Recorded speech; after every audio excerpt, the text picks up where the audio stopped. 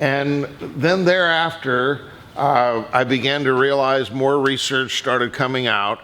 And so that's called hypoxic training, or training in low oxygen. And I began to realize that there were great benefits. Studies started coming out in terms of the recovery of athletes and what they call hyperoxic training, or high oxygen. So the next step was that we developed this hyperoxic chamber. So we end up with about 50% oxygen inside. And the reason we have the Airdyne bike in there is because we measure their 1 rep max on the, in terms of heart rate, on the skill mill or curve. And then we try to calculate about 60% of that, because slightly increasing the heart rate is what increases the circulation of the 50% oxygen. So we were initially using this for recovery after workouts, and then we realized that we could even do it during workouts. So we began having athletes do high exertion, low oxygen on the skill mill or curve, and then say do 5 repetitions all out, and then shuttle over here and go into the hyperoxic chamber, breathing 50% compared to 14% for recovery. And by going back and forth, we realized that in the second and third sets, that they actually had greater power output and top end speed as a result of this, what we'll call superoxygenation between sets. So we'll go back over here now, and I'm just going to kind of walk you through the evolution of how we've continued to push the cutting edge here.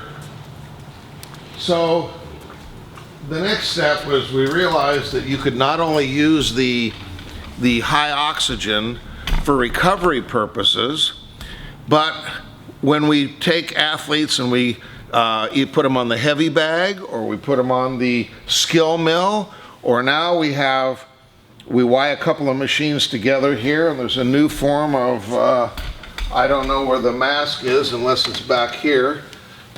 So we've talked a little bit about low oxygen and high oxygen and using intermittent hypoxic-hyperoxic training.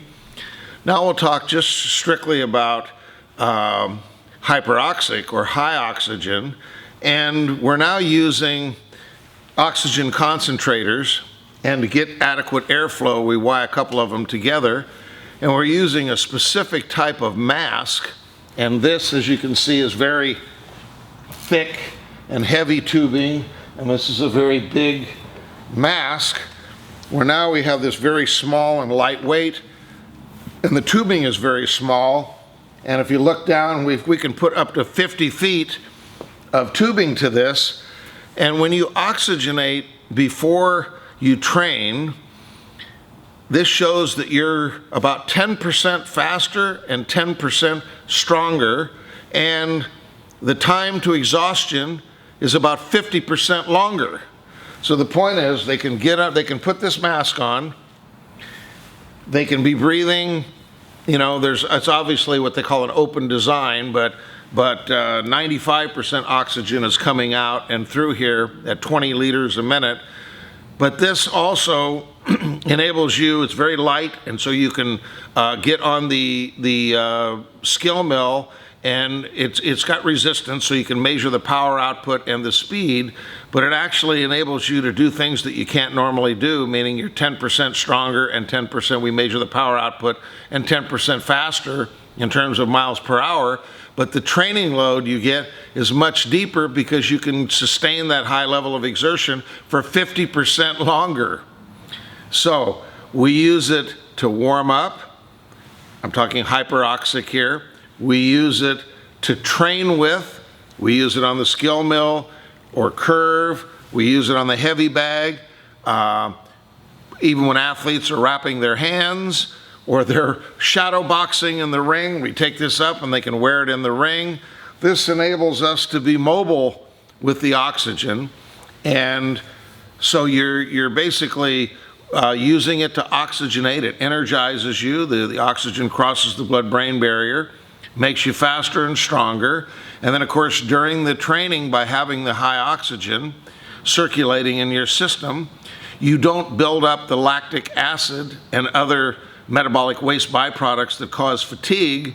This is what causes you to have much greater stamina.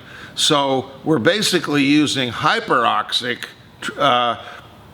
before, during, and after training sessions.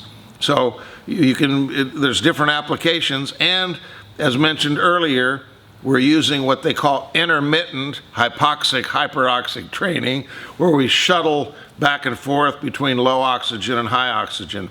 Now, a way to talk about the benefits of both low oxygen and high oxygen: if you're using low oxygen, imagine that this is like running into a headwind or running with ankle weights. It makes it harder. Therefore, you build up lactic acid quicker in the fast-twitch muscle fiber, and this activates the anabolic hormones and others, so you're getting a very strenuous, more strenuous training session than without. The opposite of that would be like, instead of running against the wind, you run with the wind. So it makes it easier. So you can throw punches faster and harder. You can accelerate more quickly. Your top end speed is greater. Your power output is greater. So you basically become like Superman. You can do things that you can't normally do, and it's artificially induced. But what is the benefit is that you're training your central nervous system and what they call the neuromuscular firing system. So much like, what they call the muscle memory effect, you're teaching your system to be able to do things that it can't normally do. And then, do you retain a part of that? Can you really run faster and have more power when you don't have this? And the answer is yes.